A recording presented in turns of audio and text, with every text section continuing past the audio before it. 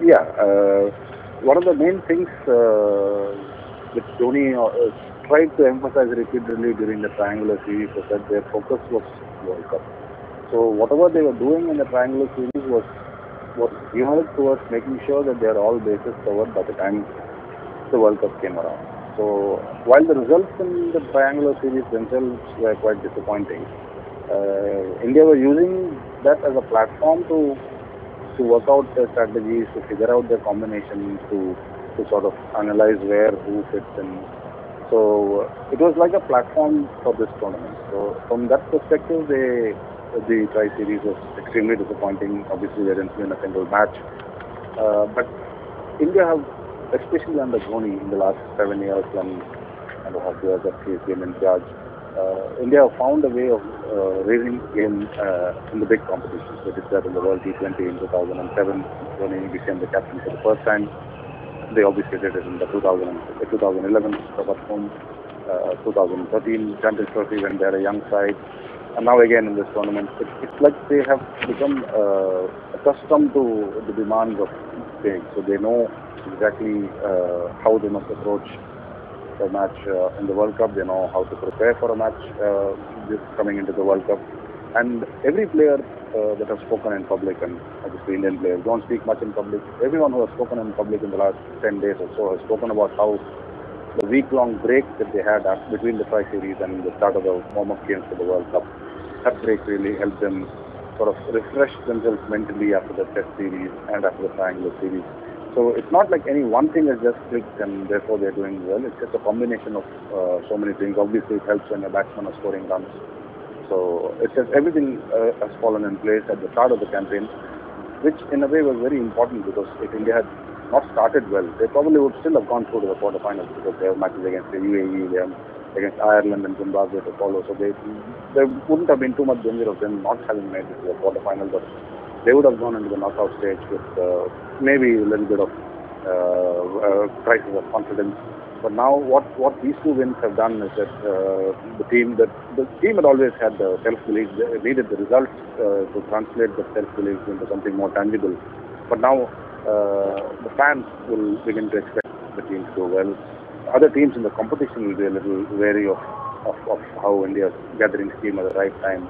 All of that counts for a lot when you get into the knockout stages because you feel that, okay, this is a team that is capable of raising its game. Not only is it capable, but it has already shown in this competition that it can raise its game. So that counts for a fair bit when you go into the knockout stages. Yeah, I think Dhawan spent about an hour or so in the last match against England in Perth in the triangular series. And I think that time spent in the middle sort of reiterated to him he was not far away from getting a score under his belt. And again, he went back, he worked on his nets. He's reluctant to talk about, he has made a few technical changes, a few minor technical changes. He doesn't want to talk about them. And I really can't make out what he has done apart from the fact that he's playing closer to his body.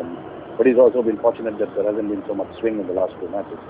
So the combination of a strong mind, the fact that conditions have not really tested him in terms of have not tested his technique, and his own determination to sort of repay the faith. I mean, we always know that he's got the talent.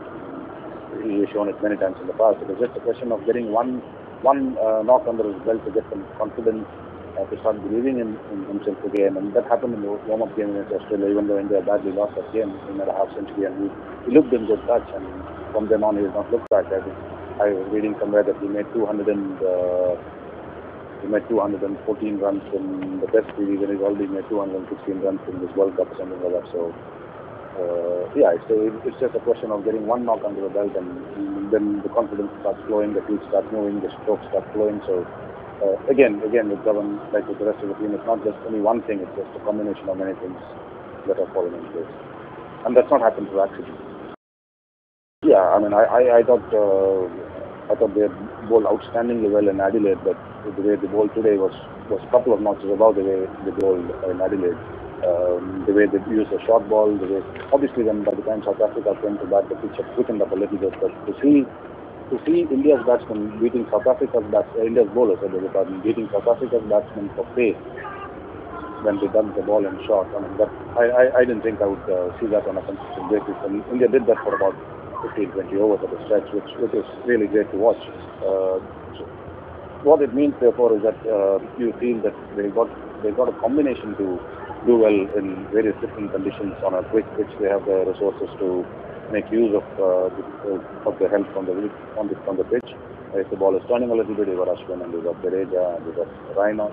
So it looks at this stage like they have the bases covered. Now, obviously, it's one thing to have the persona, it's another thing to turn up and perform day after day.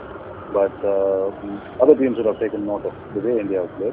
And Shami has been outstanding for the last year and a quarter. He's the leading wicket taker in one-day international cricket since the start of 2014. Mohit Sharma has put it in beautifully. Umesh is still a little bit up and down, a little bit inconsistent, but he's got the pace, so he can always come back and make up for a poor first spell, which like he did against Pakistan. So this has got the trappings of a fantastic bowling unit. India not really missing Ishant Sharma. They're not really looking to Bhuvneshwar Kumar at this stage. Obviously, they would like to give Bhuvneshwar a game at some stage, so that they keep him in match fitness mode in case he's needed at some stage in the future. But for the time being, they seem to have hit upon a good combination. And again, I emphasize that as brilliant as the bowling has been, it's come on the back of two performances of 300 plus. So that always helps. Runs on the board always helps the bowlers look a little more threatening than they actually are. Yeah, it was just a really bad. It was sort of a bad day overall for South Africa. It started well with the run out that the captain himself affected to get rid of Rohit Sharma, but from then on it just sort of things went downhill. There wasn't much help for Steyn in the afternoon in terms of swing. They were a little unfortunate that they lost the services of Vernon Philander after just 4 overs with a hamstring problem. They will assess him and they will see how he turns up for the rest of the tournament. Losing Philander is a big blow because he's been a reasonably vital cog with the new ball. If there is some help from the conditions, then he's a handful. So that was a blow.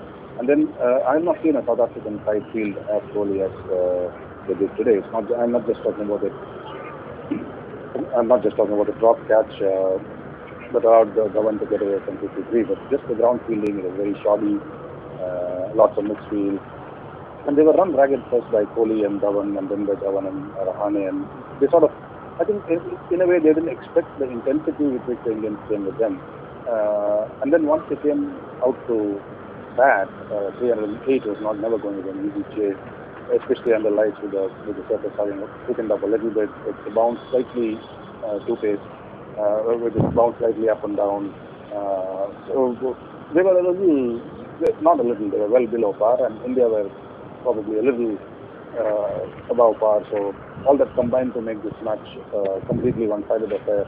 And not to forget that India fielded outstandingly well. I mean, the batting was very good, obviously, and so was the bowling, but the fielding, India's clearly now among the top fielding sides in the world, and that was best emphasized by the throw from Mohit Sharma to get rid of A.B. de Villiers at the crucial stage of the match, the throw from Umesh Yadav to get rid of David Miller. There's a big blow because traditionally you've got used to Indian fast bowlers in particular sort of strolling around in the boundary, and some of them had good arms, but they've never been the fittest and greatest of athletes. But just to see the way Mohit Sharma attacked the ball and Umesh Yadav attacked the ball, Shami is an outstanding fielder.